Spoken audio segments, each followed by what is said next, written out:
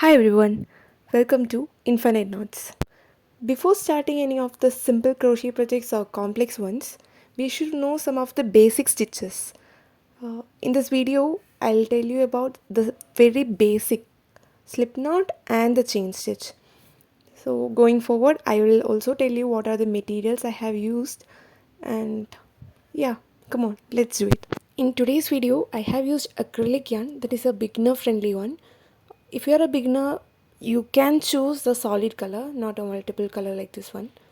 And hook, I have used 3.5 mm hook.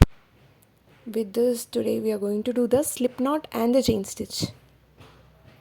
So here first I'm going to do a slip knot. For that I will take the first end of the yarn and I'll wrap it around my fingers. Before that, just hold the one end of the yarn with your ring finger and small finger so it doesn't get much clumsy. So I'm going to wrap it around my fingers, just across. And if you're a beginner, take it very slow. In the beginning you will find it very tricky, but it's okay. It will be easy once it is practiced.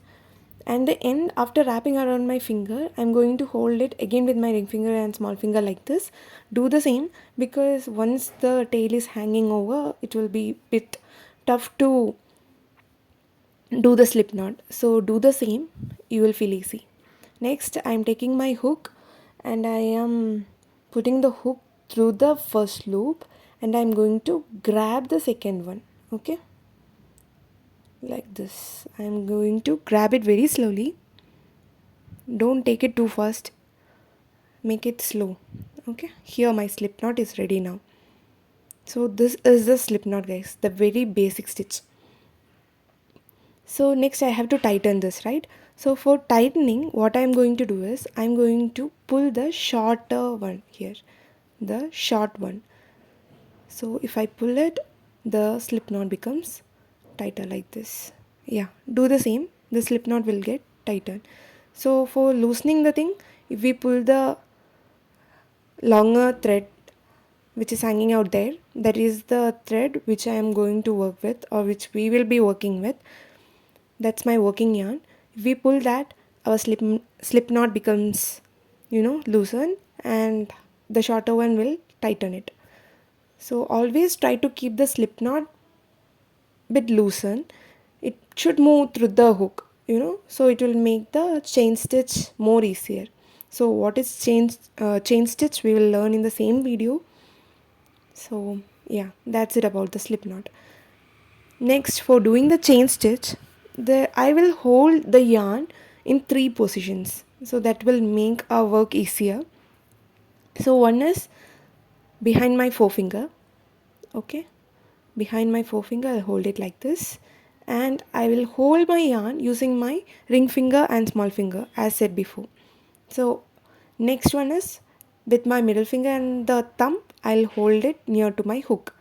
So this will make your work bit easy and comfortable once you hold in this 3 positions. Okay, next, your 3 holdings in the 3 positions should not be much tighter. It should be like the thread or the yarn should move, it should not be more tight. Next, I'm going to yarn over in the sense, the hook and the yarn should come above the hook when you're pulling it through the slip knot. Okay, now just watch this. I'm going to wrap it around and the yarn is above my hook and I'm slowly pulling through. This is yarn over. Okay, there are 2 methods, that is yarn under and yarn over. If the yarn is above my hook while pulling through the slip knot, that is yarn over. So this is how you do the chain stitch.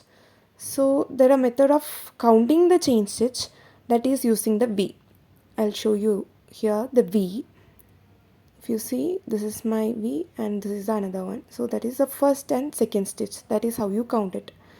Again, I will continue doing this. Always keep your loop on the hook loose. That will make your work easy. If it is tighter, see, my hook will get stuck. So pull it and make it loose. Then continue working, which will be easy and more comfy for working. Okay. So practice it. Once you start practicing, we can do the chain stitch more easily. This is a basic stitch. So after practicing for 5 to 6 times or 7 to 8 times, this will be easy, guys. When you are starting or when you're beginning this for the first time, you will feel tricky to hold your threads or for pulling through or yarn over, but take it slow, practice. So this is how you will count your stitches through the V's. The V says how many stitches are there in your chain stitch. So I'm going to yarn over again slowly like this. So this is how you do. So I have completed my chain here. If you continue doing this, depending upon your projects, it can go longer with hundreds of chains or hundreds of stitches.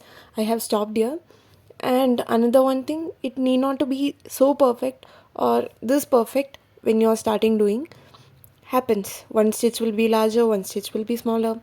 It's okay. As said already, practice it. So in another episodes, I'm thinking of doing these videos as episodes. So this will be the first one, and in the upcoming things or upcoming episodes, I'll teach you another basic stitches. So until then, bye. See you.